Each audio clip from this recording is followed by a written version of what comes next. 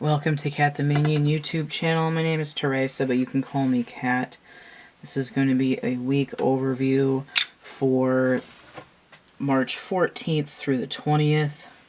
So I'm using the mini rider weight here. I'm using the elemental hexagons. And I'm using the Aquarian Tarot.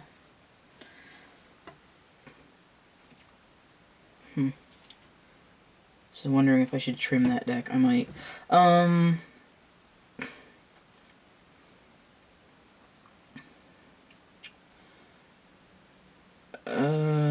Sunday. Okay. Duh. Just completely lost my train of thought. Alright. The week of the 14th starts the day after the new moon in Pisces. Alright, so the moon is in Aries, and I think there isn't a whole lot else going on mid-month in terms of shifting.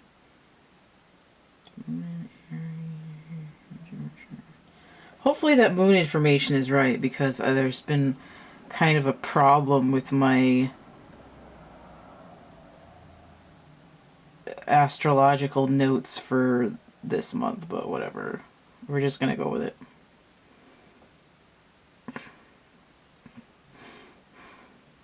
Just trying to see if there's anything else really happening in that at that point in mid-month. I think everything else is like a week before or a week after. Oh, okay, so the 14th and the 15th is like the last 2 days of Mercury in Aquarius.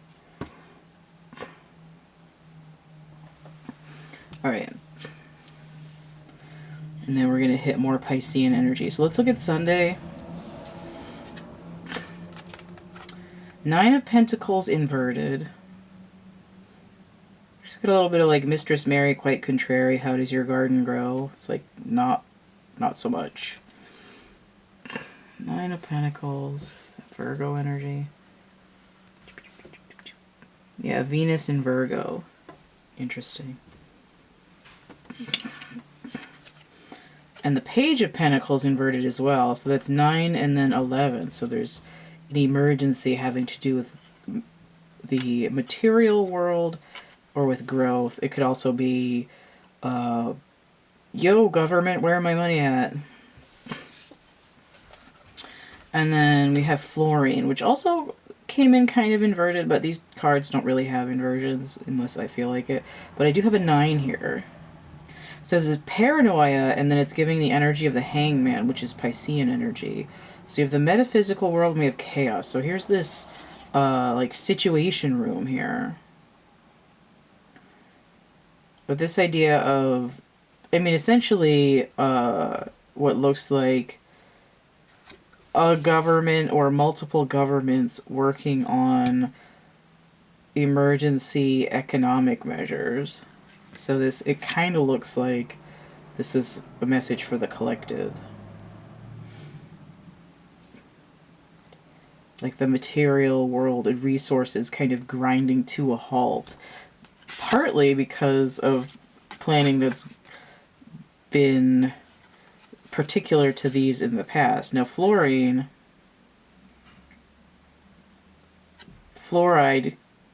gas, poisonous, but then there's fluoridated water and toothpaste. But if you have too much of it, it's toxic. So there's this idea of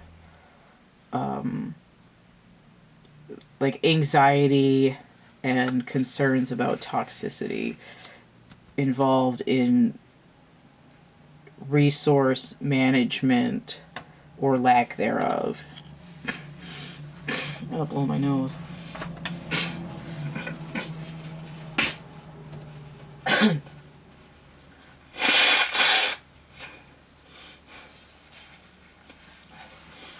Oh, snuffly. Okay. So let's look at Monday, the 15th.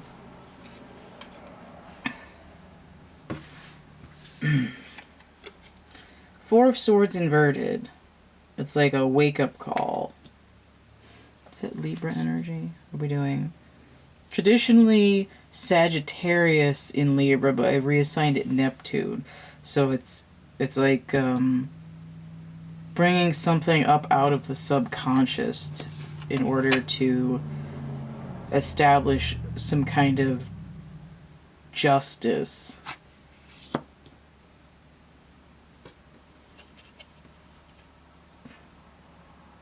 Now, like, why do I always feel so unlucky? Maybe it's not me. Maybe it's the system. Cerium. I haven't gotten this one yet. So Ceres and Prometheus. So we have the goddess of the grain and the god of fire, bringing fire to man. And we have the metaphysical world. I'm not sure what this symbol is over here for planetary stuff.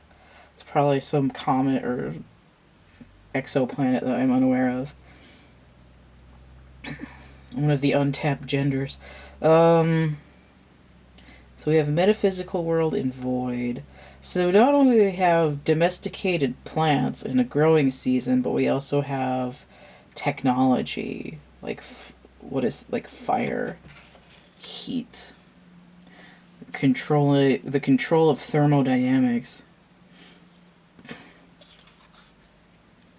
I'm also hearing like forest fires as well.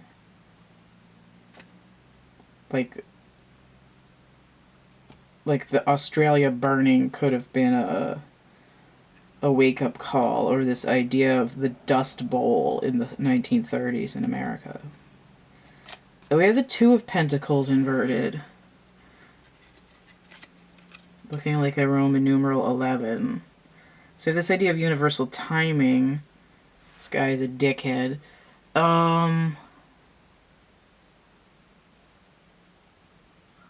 It's an exaggeration of a Phoenician hat. Something... It's like something's not coming because it's underwater. The machine is down. It's giving me a little bit of like Texas power plant energy. I mean, this is usually juggling a decision.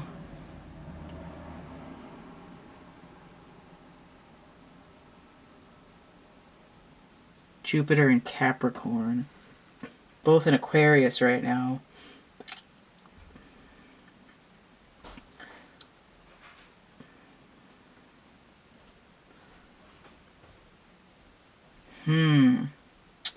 Oh, okay. It's like I've had to choose between food and heat in the past. It's sort of like there's so much emergency going on right now that the lack of ability to even make a choice or one or the other is providing some kind of wake-up call. And it's sort of like society-wide, because we have cereal important to the growth of agricultural society, of people living in large groups, and then fire, the ability to take on the night, as it were, and to cook food, to pasteurize things, to sear things, to cauterize things. That's this idea of tipping the balances over destruction or tool in that way. Let's look at the 16th. Mars energy. On the 16th, Mars is in Gemini, as it would be from the 5th to the end of the month. So Gemini Mars. Queen of Cups inverted. A 1 or a 13. This is like an emotional hangover from the previous week. We have nitrogen, air, breath, or neutrality. This is giving me that Gemini energy, mercurial energy, because of the air element. Nitrogen. Number 7, which is the number of the chariot, but I see 20 here, and it's giving me judgment energy, which is actually fire energy, but plutonic. So it's like a little bit hellfire, but it's like liquid hot magma, and this is kind of volcanic looking, like the core of the volcano.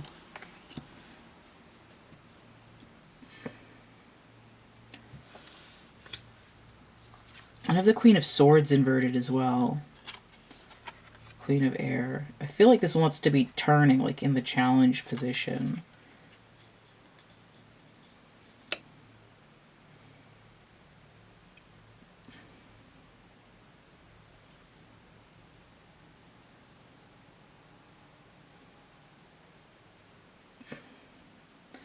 It's giving me a little bit of like the air going out of a balloon and it's sort of flying around all over the place, or like poking it and it pops. It's giving me a little bit of like Hindenburg energy too. But like 70-something% of the air that we breathe is nitrogen. I'm just thinking of like nitrous oxide too. I feel like this isn't clear though. I want to get a clarifier. I'd like to clarify the Queen of Swords more than anything, because that kind of threw me. I don't want to take these cards because they just kind of fell off. They didn't really pop out. The Lovers. Okay, so we have Gemini energy. So we have healing, also balance of masculine and feminine energy. But I want to get a little bit more clarification. Okay, so here's the Three of Wands with that, which I believe is the Sun in Aries. Yeah, so Martian energy. So, is there something in Aries ever?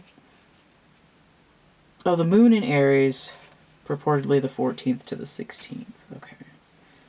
So we're dealing with the Sun and the Moon, the masculine and the feminine energy. Okay. Feminine energy, wounded, and distrusting of the truth. But this energy here is the same as this here. It's like a breath of fresh air is finally starting to come in. There's illumination for the future coming in. No, the 9 here is the Hermit. So there could be like an inner child aspect, but it's more like a collective inner child wounding, especially in the feminine energy. Like the feminine energy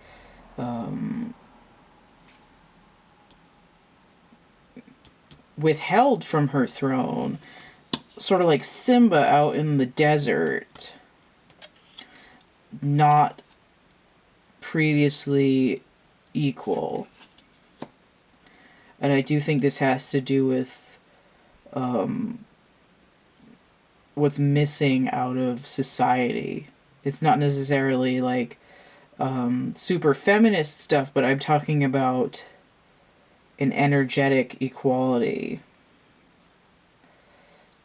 Like you're not going to achieve this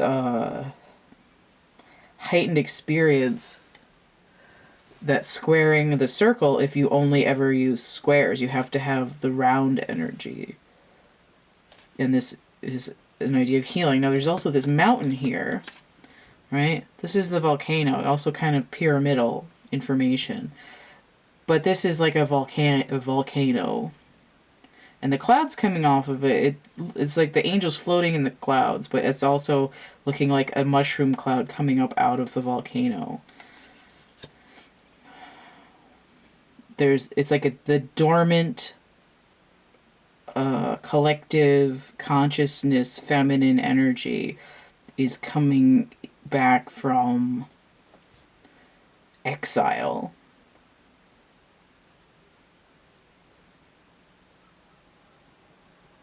And the word of the day is breath. It's like I have to exhale. I have to start, the voice has to start being heard. There's a defense that's coming down in some way in order for healing. Okay, so let's look at the 17th.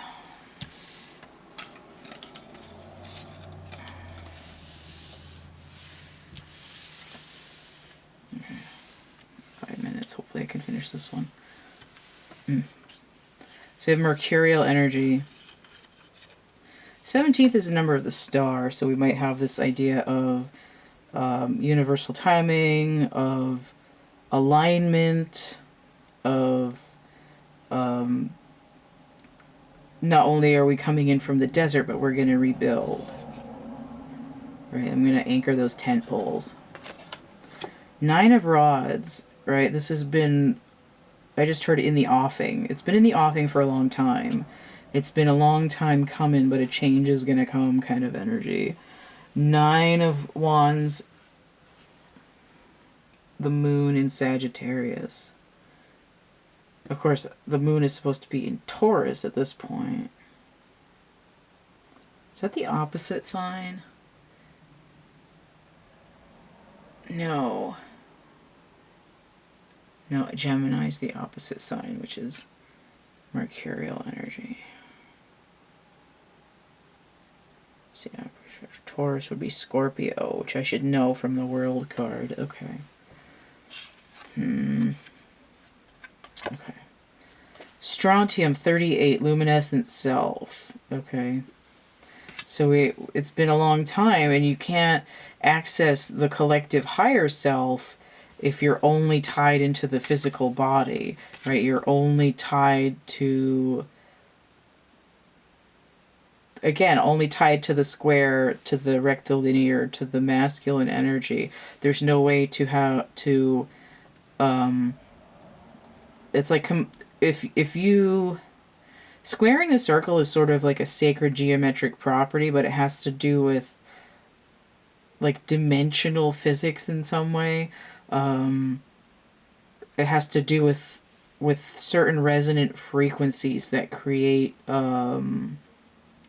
expansion, that where there, it's like a recursion where the same pattern comes back but bigger, which in essence creates the higher energy level, like the 5D instead of the 3D. This is where the energy body is, the luminescence. And when you access these higher energies, you're able to be your own light in the darkness. It's like in the mystical shaman oracle, the luminescent warrior is essentially the same as this strontium card. This is number 38. I wonder, I think the luminescent warrior might be 32, but I'm not sure. I have to feel. And then the Wheel of Fortune. So the Wheel of Fortune also holds these opposite, Taurus and Scorpio, Leo and Aquarius. But it's inverted. Getting like luck be a lady tonight. There's no movement without the duality, right? You can't push the cart when there's only a wheel on one side. Drop all your troubles by the riverside. Catch a painted pony on the spinning wheel ride. Right? This is, I haven't gone anywhere in a long time. And this is like,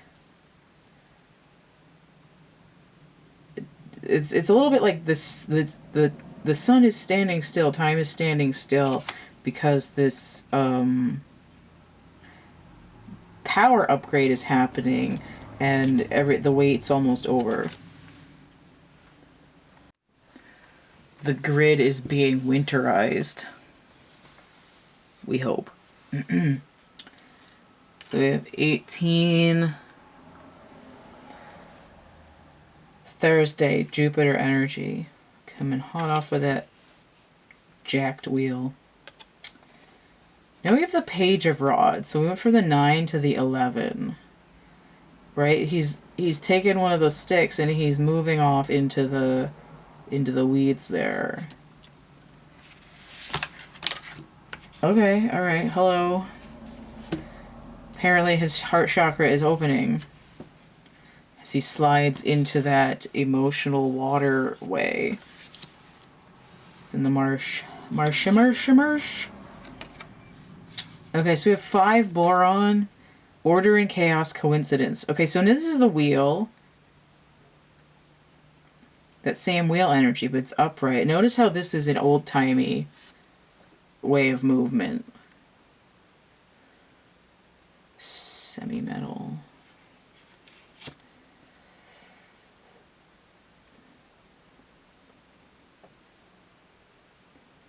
I'm getting to a place where I'm starting to reform the way achievement and success happened previously. There's a 5 is a shift or a pivot. And it's also the Hierophant, which has to do with grounding, because we're dealing with a major arcana card here. Notice the 11 breaks down to 2, which is, and together that's 7, the Chariot. There's movement. It's like I'm not going to go in this iron horse. I'm either doing it by foot or I'm going to hop in the glass spaceship or whatever. And we have the Death card. So we have a transformation here. But even Death is on a horse. There's illumination coming through the gateway of this transformation.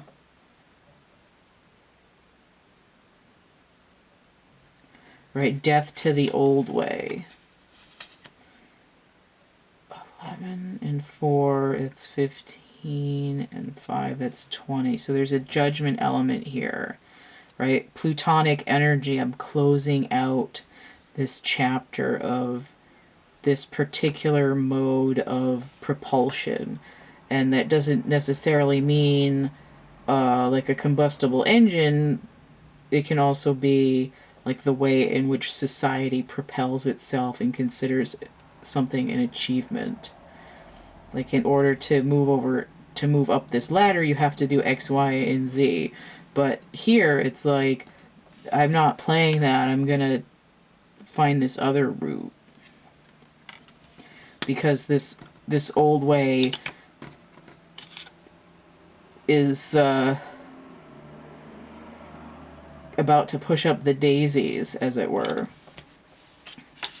That's coming in on 18, which is moon energy, which is that sort of nightmare.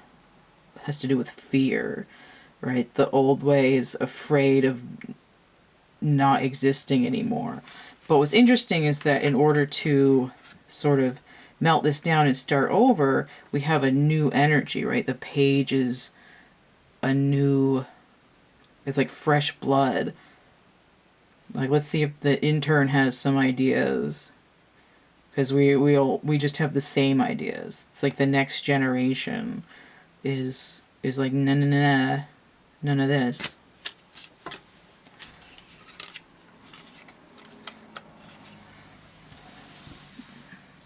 Alright, so let's look at what's going on the 19th, which is the day of the sun. We saw that this Death card... Now what's interesting is that the 18 is moon energy. The moon card typically has these 2 pillars. And what's coming up after this death cycle, fear of losing grip of the old ways, there's an illumination coming in. We see that the next day is the 19th, the day of the sun. In terms of number, because it's Friday, the day of Venus. Now what's interesting is that the sun and Venus are going to be in Pisces on this day. So again, this idea of like fears dwelling in the subconscious, because that's where the moon is as well. So you have the Fool, Aquarian energy. Look, he's holding the white flower from the Death card. This kid just got a new hat. A little bit of John Lennon starting over stuck in my head. Silver. Oh, I haven't gotten this one yet. This gives me moon energy for sure. Moon Goddess Isis is the moon card. Silver.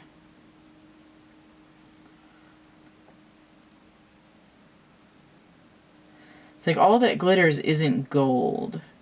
There's an aspect of reflection, of cool, of like liquidity.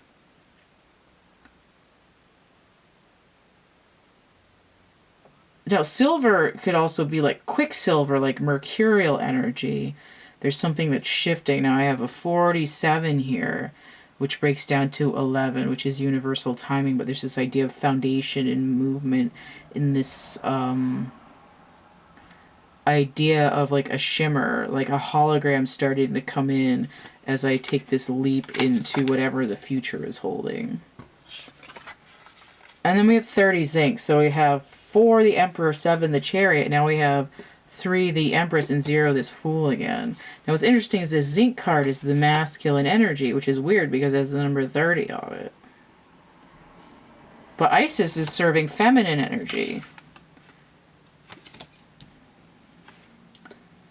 This is the Emperor, dealing with the physical body. Put him upright. And then we have another moon energy here. I think that's the moon in Libra. Yeah. The Two of Swords. So this is a low vibration of the High Priestess, which for me is Piscean energy, although typically the moon. This is, it goes Two of Swords, Queen of Swords, Justice, and then the High Priestess. This is like I'm practicing my mental gymnastics. I'm having a one-person debate. I'm trying to see things from the other point of view. I'm Luke with the blindfold trying to hit the laser thing. The laser ball. But it's happening in front of water. It's like I'm trying to bring down this spiritual flow into my physical body. And in order to do that, I have to practice my spiritual thoughts in tune with my physical body. It's almost like doing Tai Chi or yoga. And I think, was it in this reading that I got the nitrogen breath from the 16th? It's like yoga isn't necessarily for exercise or meditation. It's more about the flow and the breath. And there's an emotional aspect of this, especially with the moon waters. But it's like in order to help tie the dream world into the physical body, I have to take this. I have to be willing to jump into other points of view. I can't just be like all physical, all masculine, all like rigidity all the time. This, it only goes as far as the material world, so why would you bother having any spirituality whatsoever? It makes people easier to control if they think all that's there is what's there. It's like, oh, I guess this is all there is. Like, I may as well just, suffer the status quo. But it's like, no, everything's kind of a hologram. It's shifting. It's a shifting of light. And if you start capturing those shifts of light, you'll be able to establish this track for having a say in what goes on, the Queen of Swords, having justice, and then knowing what's going to happen in the future. Predictability. Alright, so let's look at this Saturday for the 20th. So this is the energy of judgment. Again, plutonic and fire energy. Which is interesting because the devil, you think hell, but this Capricornian energy is actually looking forward towards the 21 number, which comes after the 20th to the world. Right? Like a global, like a collective judgment day. like a day of reckoning for the collective consciousness. 320 is 60, which would be like 6 completions. Like we're entering the 6th world. Like things are moving, or like we're moving into the 6th dimension. We're not even doing the 5th anymore. But it's also this idea of like having to start over 6 times, or like so much healing and coming together is happening that it's tenfold. So we have the 3 of Pentacles inverted. We're not going to use these blueprints anymore, right? There's a distortion that has to be changed.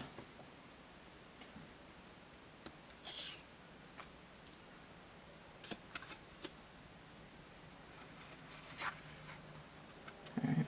3 of 19, potassium, which is soundness, which has to do with, it's sort of like strength in the physical body, right? I have eating my bananas, it's good for my bones. 19, sun energy, breaking down to 10. And then I have the Knight of Swords. A little bit of, I gotta get a message to you in a hurry. Now what's interesting is like, I can't bring you these new blueprints if my horse isn't strong enough to ride until he's foaming.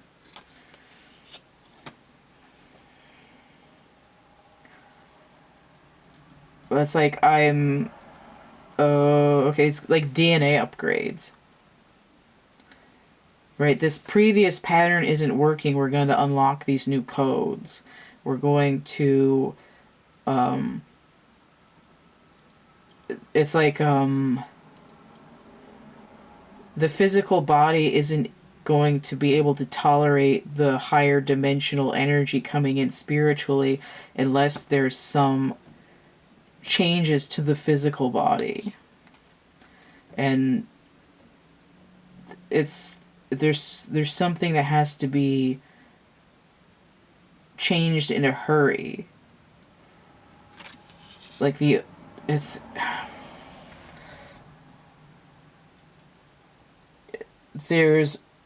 a way that the genetic code has to be changed, broad base, rapidly, in order for this particular flavor of higher dimensional energy to be able to anchor into the physical world. And there's a significant amount of stress happening here. Now, I'm not going to say what sounds like the obvious thing, but just think about what's happening, and it might be relevant to that. But whether you know, global health issues right now are part of this, or it's just a side effect of a symptom of the patriarchy dying, it's like whatever is coming after this cycle closes out has to do with upgrading some aspect of physicality in order to anchor more spirituality. All right, so that's a really intense lot of what's going on as we head into mid-March there. Mid-late March. All right, so if you need a personal reading, you can hit me up. There we go. The cat came back at camp@gmail.com. I have a complete list of readings and how much they cost in the description box of my infomercial video, which is going to be linked below here. If you'd like to help keep my channel running, you can donate, energy exchange, tip jar, PayPal, Cash App, or Venmo. If you want stuff for that, I've got merch and prints and actual art items over here. There's a coupon code, 3 or more items, 17% off, and then some prints and art pieces, donating portions to charity. And I've got coloring books and stuff over here too. Everything's through the link tree.